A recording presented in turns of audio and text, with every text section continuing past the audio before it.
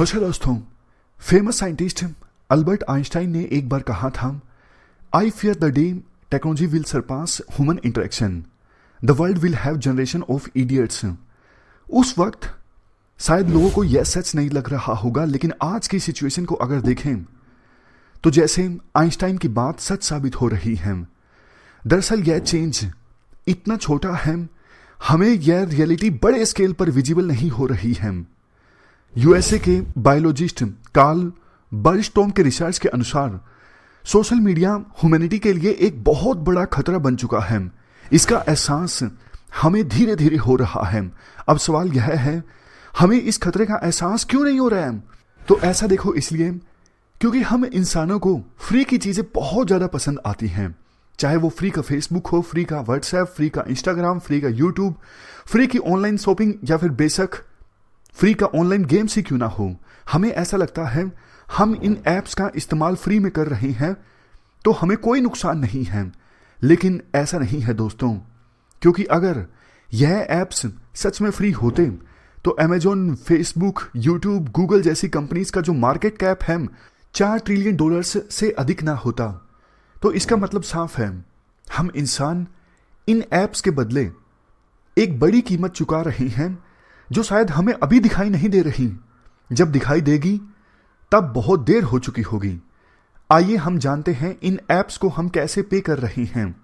Facebook, कहने को Facebook एक सोशल नेटवर्किंग ऐप है जहां पर लोग आपस में कनेक्ट करते हैं, फोटो शेयर करते हैं। क्योंकि यह फ्री है इसलिए 290 मिलियन भारतीय इसका इस्तेमाल करते हैं।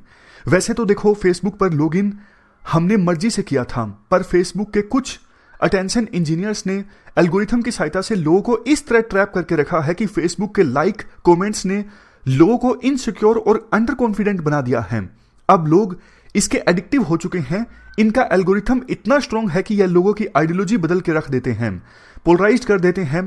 कैम्ब्रिज एनालिटिका इंसिडेंट में हमने देखा, इसके डेटा का इस्तेमाल करके किसी देश की सरकार तक बदली जा सकती है। इसका मतलब यह है कि फेसबुक फ्री नहीं है, बदले में आपने अपने राइट टू वोट का फ्रीडम सरेंडर कर दिया है। व्हाट्सएप की बात करते हैं। इसके बाद 2009 से व्हाट्सएप एक पॉपुलर मैसेजिंग ऐप बनकर उभरा है, जहां पहले एक एसएमएस के पैसे देने पड़ते थे, पर व्हाट्सएप से आप फ्री ऑफ कॉस्ट जितना चाहे मैसेज भेज सकते हैं। लेकिन इस ऐप का इस्तेमाल आज के समय में सबसे ज्यादा फेक न्यूज और हेटरेड फैलाने के लिए किया जा रहा है। हाल ही में कोविड को लेकर व्हाट्सएप में कई फेक न्यूज फैलाई गई, जैसे 5G से कोरोना फैल रहा है। फेसबुक व्हाट्सएप के डेटा का अनऑथराइज्ड तरीके से इस्तेमाल भी किया जा रहा है। इसके बाद बात करें इंस्टाग्राम की। यूथ में सबसे ज्यादा पॉपुलर है यही ऐप। इसके फिल्टर्स का इस्तेमाल करके लोग खुद को ज्यादा आकर्षक और खुश दिखा रहे हैं। लेकिन जो लोग इस ऐप के स्टोरीज को देखकर खुद की लाइफ कंपेयर कर रहे हैं, उनका क्या होता है? वो होते हैं डिप्रेशन का शिकार। एल्गोरिथम का इस्तेमाल इस तरह से किया जा रहा है कि स्क्रॉलिंग करते करते आप अपना कीमती समय बर्बाद कर देते हो और आपको पता ही नहीं लगता। लोगों को अपनी एक्चुअल रियलिटी के फ्रेंड से ज्यादा अच्छा इंस्टाग्राम की वर्चुअल रियलिटी के लोगों के बीच समय बिताना लगता है। और देखो, कुछ लोगों को यह लगता है ट्विटर शायद सबसे ज्यादा इंफॉर्मेटिव ऐप है, लेकिन ट्विटर ही सबसे ज्यादा लेफ्ट राइट विंग पर बटा हुआ है। पोलराइजेशन, फेक न्यूज और हेटरेड फैलाने के लिए सबसे ज्यादा एप्रोप्रिएट प्लेटफॉर्म बन चुका है ट्विटर। ट्विटर के ट्रेंडिंग लिस्ट आप देखिए, आपको देखकर लगेगा कि समाज में आज के समय में बड़ा इश्यू ये है, बिग बॉस का सीजन कौन जीतेगा। किसी एक्टर की मूवी रिलीज होती है तो होड़ लग जाती है उस एक्टर के नाम को ट्विटर पर ट्रेंड कराने की। और यूट्यूब, देखो, भारत के 625 मिलियन इंटरनेट यूजर्स सबसे ज्यादा इंटरनेट का इस्तेमाल वीडियो देखने के लिए करते हैं और यूट्यूब सबसे ज्यादा पॉपुलर है। हालांकि यूट्यूब का इस्तेमाल एजुकेशन के लिए भी होता है, पर आप देखेंगे बहुत सारे व्लॉगिंग चैनल्स इंफॉर्मेटिव और एंटरटेनमेंट वाले नहीं होते, लेकिन व्यूज उनके मिलियन मिलियन में होते हैं। तो इससे हमारे देश की सिचुएशन भी पता लगती है। यूट्यूब में क्लिकबेट थंबनेल की बहुत दिक्कत है। मतलब थंबनेल के ऊपर कुछ लिखा होगा, काफी अट्रैक्टिव थंबनेल होगा, लेकिन वीडियो के अंदर कुछ और होगा। और यूट्यूब जो वीडियोस को रेकमेंड करता है ना, इससे लोगों का बहुत समय खराब हो जाता है। और वही समय यूट्यूब के काम आता है पैसा कमाने के लिए, क्योंकि यूट्यूब तो अपनी एड जो है वो दिखाता रहता है। हमें यह लगता है हम फ्री में वीडियो देख रहे हैं, लेकिन इसके बदले में आप अपना अटेंशन बेच रही हैं। एप्पल जैसी कंपनी इसी अटेंशन का इस्तेमाल करके लार्जेस्ट मार्केट कैप वाली कंपनी बन चुकी है, क्योंकि यूट्यूब पर सबसे ज्यादा एड रेवेन्यू एप्पल से ही आता है।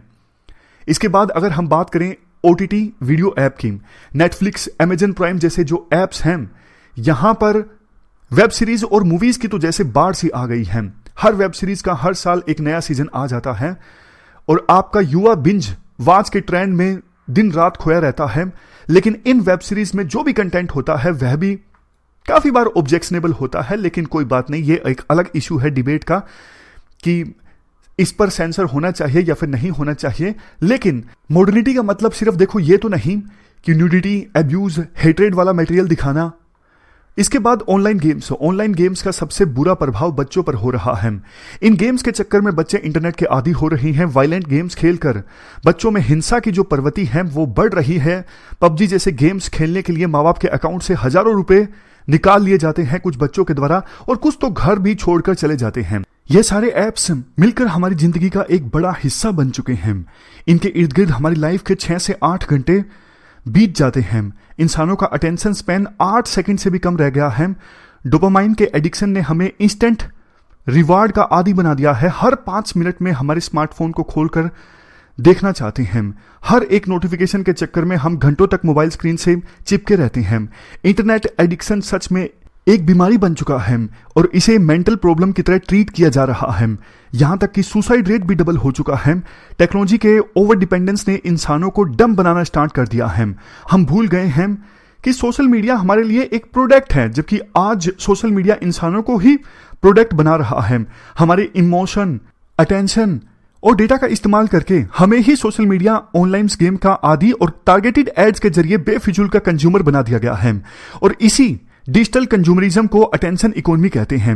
इलोन मस्क ने कहा था आर्टिफिशियल इंटेलिजेंस मानव सभ्यता को खत्म कर सकता है, और हमें लगता है रोबोट या बड़ा सा ट्रांसफॉर्मर हम पर हमला करेगा। लेकिन सच तो यह है आर्टिफिशियल इंटेलिजेंस और एल्गोरिथम के इस्तेमाल से हमारे आने वाली जनरेशन को पता ही नहीं लगेगा कि एक्चुअल लाइफ और वर्चुअल लाइफ में क्या अंतर है।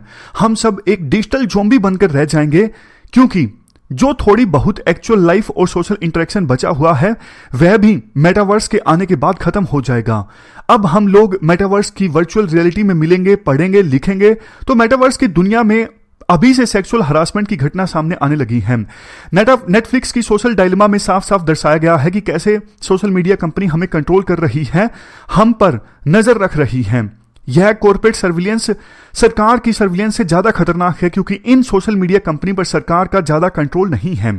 और तो और इन बड़ी कंपनीज ने स्टेट को चैलेंज करके रखा है। जैसे ऑस्ट्रेलिया, अमेरिका, यूरोप की सरकारों ने भी चिंता व्यक्त की है सोशल मीडिया कैसे डेमोक्रेटिक चॉइस और आइडियोलॉजी को धीरे धीरे बदल रही है।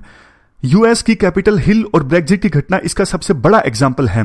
जॉर्ज ऑरवेल की 1984 की बुक का बिग ब्रदर सरकार नहीं बल्कि सोशल मीडिया कंपनी है जो हम पर हर वक्त नजर रखे हुए है। हमें देखो एक बात समझनी होगी, लाइफ बहुत ही यूनिक कंसेप्ट है, इसे नए नए एक्सपीरियंस के साथ जीना होता है। भारत जैसे देश में अभी युवाओं पर क्रिएटिविटी, इनोवेशन और स्टार्टअप की जिम्मेदारी है, ताकि आरआरबी एनटीपीसी की 35,000 जॉब्स के लिए 1 करोड़ लोगों को सड़कों पर ना उतरना पड़े। इसलिए हमें इस जनरेशन को और आने वाली जनरेशन्स को सोशल मीडिया और इंटरनेट के ट्रैप से बाहर निकालना होगा। Thank you.